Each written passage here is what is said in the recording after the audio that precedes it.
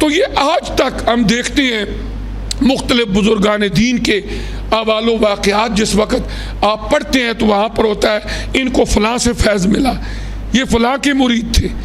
ان کو فلاں کی صحبت نصیب ہوئی۔ جب آپ لاہور میں حضرت داتا گنج بخش رحمۃ اللہ علیہ کے مزار پہ جاتے ہیں تو وہاں آپ کو حضرت خواجہ معین الدین چشتی اجمیری رحمۃ اللہ علیہ کا اجرہ اعتکاف ملتا ہے کہ وہاں وہ بیٹھ کے اعتکاف کرتے رہے۔ اسی طرح یہ سلسلہ آقا علیہ الصلوۃ والسلام سے آگے تا قیام قیامت جس طرح تعلیمات نبوت کا جاری ہے، اسی طرح برکات نبوت کا بھی جاری و ساری رہے گا۔ تو صوفیاء کرام، اولیاء کرام کا جو طریقہ تربیت ہے، اس میں سب سے بڑی چیز، پہلا پوائنٹ، وہ یہ نہیں دیکھتے یہ کون ہے،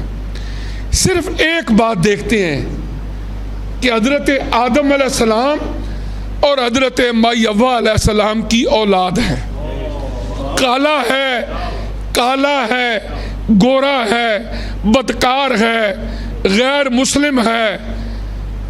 خدا کو مانتا ہے یا نہیں مانتا، وہ ان چکروں میں نہیں پڑتے۔ وہ دیکھتے ہیں کہ یہ انسان ہے، اللہ نے اس کو خلقت انسانیت سے برابر فرمایا ہے، اور وہ کیا کرتے ہیں، اس کے کفر سے، اس کی لادانیت سے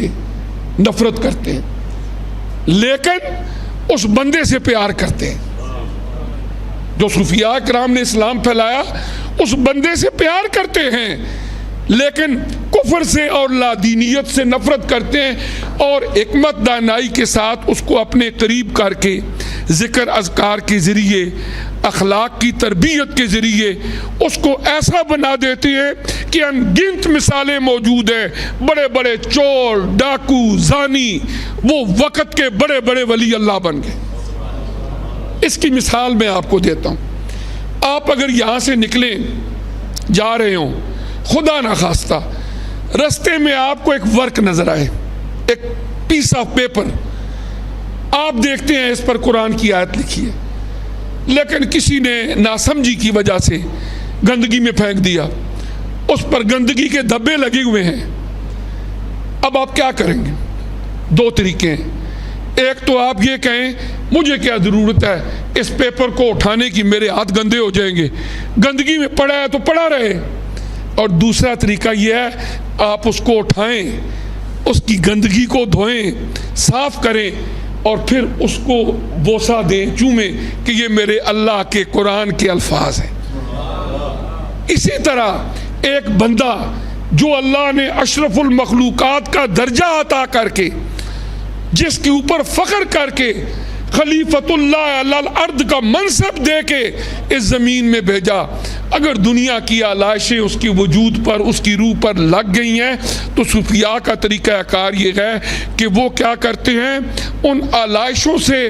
گندگی سے ضرور نفرت کرتے ہیں، لیکن وہ جو اندر چمکتا ہوا پیس آف پیپر ہے اس سے نفرت نہیں کرتے، بلکہ اس کو صاف کر کے کسی ایسی جگہ رکھتے ہیں کہ جہاں پر اس کی عزت افزائی رہے۔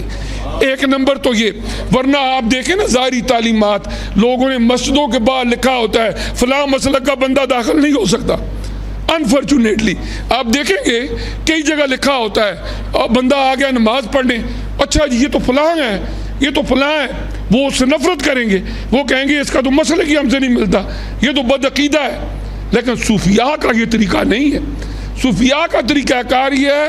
کہ جو بھی آ جائے اولاد آدم ہے، وہ اسے پیار کریں گے، اگر بد عقیدگی ہوگی تو خوش عقیدگی میں بدلیں گے، بد اخلاقی ہوگی تو خوش اخلاقی میں بدلیں گے، اگر وہ خدا کو نہیں مانتا تو اس کو توجہات کے ذریعے تربیت کر کے اس کا دل دماغ مانے گا کہ اللہ ہے، اور اگر بے عمل ہے تو اس کو با عمل بنائیں گے۔ ایک تو صوفیاء کی تربیت کا پہلا نقطہ۔ نمبر دو، جتنی بھی تصوف پر لکھی گئی کتابیں ہیں سو فار جو میں نے دیکھی، ان میں عمومی طور پر آغاز توبہ سے ہوتا ہے کہ صوفیاء کرام کے پاس جو بندہ آئے سب سے پہلے وہ اس کو توبہ کرواتے ہیں کہ اس طرح کرو کہ جو سابقہ زندگی میں ہو گیا وہ ہو گیا، توبہ کرو سابقہ گناہوں سے۔ اور اللہ تعالیٰ قرآن میں ارشاد فرماتے ہیں کہ جب بندہ توبہ کرتا ہے گڑ گڑا کے تو ایسا بھی ہوتا ہے سم ٹائمز کہ اللہ پاک سارے گناہوں کو نیکیوں میں کنورٹ کر دیتے ہیں۔ اور اللہ تعالیٰ ہمیں فرماتی ہے کہ قل یا عبادی الذین اسرفوا علی انفسہم لا تقنطوا من رحمت اللہ ان اللہ یغفر الذنوب جميعا، کہ اے پیارے نبی میرے بندوں کو کہہ دو مایوس مت ہو اگر سابقہ زندگی میں وہ اپنی اوپر زیادتیاں کر بیٹھے ہیں، گناہ کر بیٹھے ہیں، اب کیا ہے توبہ کر لیں، معافی مانگ لیں اللہ تعالیٰ سے، اللہ تعالیٰ سارے گناہ معاف فرما دیں۔